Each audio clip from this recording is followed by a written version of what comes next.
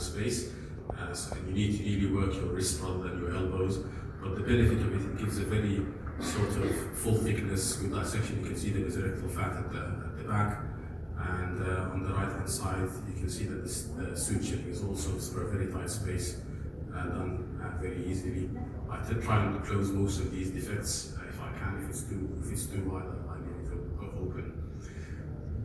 But you can see how precise that is. And the bipolar, I just tend to use 2 arms for these. On his self-assessment videos, I'll share with you one of my mistakes. This was in my learning curve. So this is the plane above the pancreas. It's high BMI patient. I'm entering the lesser sac. If I had left that, it would have been a good move because he was holding a lot of fat away from me. But I decided, I've entered the lesser sac. If you just get the flexure, I'm going to do a little bit more and take that out, and we'll see what will happen in a second. So the pancreas is at the bottom of the screen, and that plane is obviously not an easy one to get to, but do whatever you're familiar with. Whether you're familiar with that plane laparoscopically, then do it.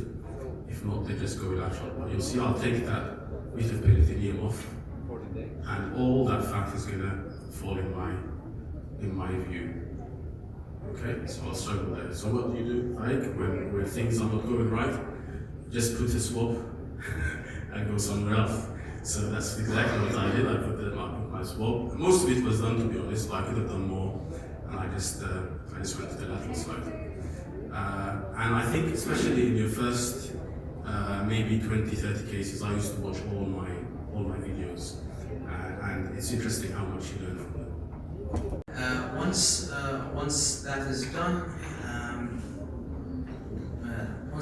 specimen is resection is done, specimen is completed. It's nice and bloodless actually. So specimen is retrieved, and the second stage of the procedure, and the most important part of the procedure, like things that will give you trouble, is the pancreatic duodenostomy. Here, like in a laparoscopic and robotic approach, it's best to do a neoduodenal technique. It's the easiest method, but here the first layer of the pancreatic duodenostomy is done with 3OV lock, and it's a running suture just to keep the jejunum in place and stop the pancreas linkage. 1 minute time. I'll just show you the PJ, because I think that's the rate limiting step when it comes to laparoscopic pancreatic duodenectomy. I don't suture it all the way through. Once I'm halfway through, I go ahead and start the ductal-mucosal anastomosis. Again, this is it is this suturing technique that is quite difficult laparoscopically in getting the angles appropriately, but I guess you have to sometimes move from the right to the left of the patient and change where your hands are in order to get that done.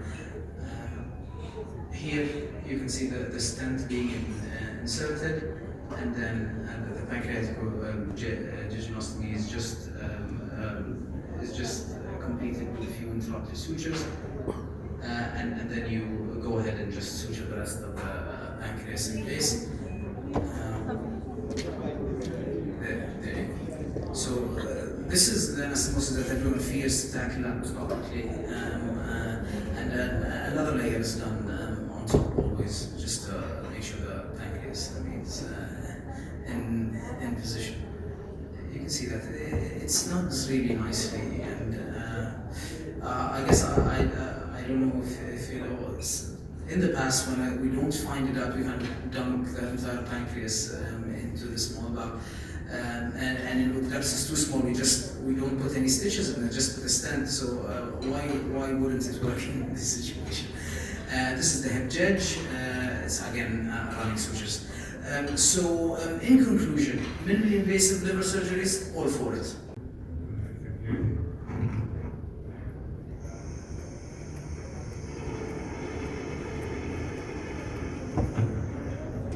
So just outside the hospital, you can hear the artillery and bombing. So that's another thing that you have to cope with when you work in a war zone, is that next to you, you're operating in a danger area. You have to stay safe as much as possible. One way to stay safe is actually speak to the people of Gaza, because they make you feel okay. And then, like, if you hear the artillery, if you hear the rocket bombing, that means you're safe. That means it's not coming to you. If it's coming to you, you're not going to be hearing anything. Yeah. So what happened is they made the public aid hospital just for us, only for the general surgery service.